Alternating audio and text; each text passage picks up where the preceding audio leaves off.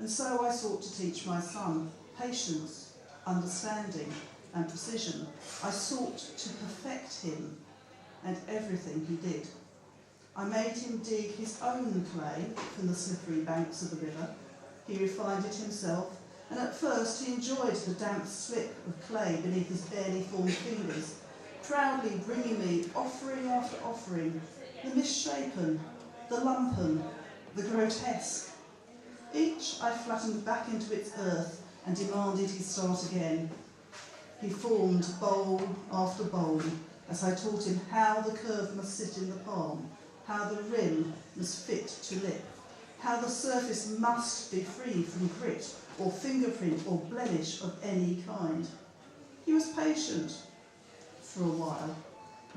As I crushed many more of his offerings than he thought just, the frown grew between his brows, and I smiled, thinking he was driven to seek more. But I was wrong. He was growing impatient, angry, resentful.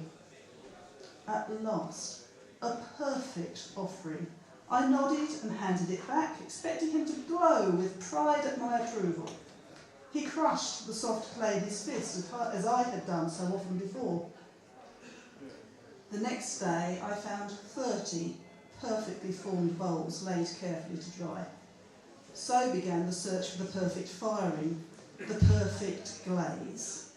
The same pattern emerged: impatience, imperfection, perfection, destruction, repetition, and excellence. At last, the perfect bowl, a thing of great beauty, it glowed with perfection, fragile and magnificent. I nodded, I smiled, I handed it back. He let the bowl fall, shattering into many fragments at my feet, and stomped out to the kiln.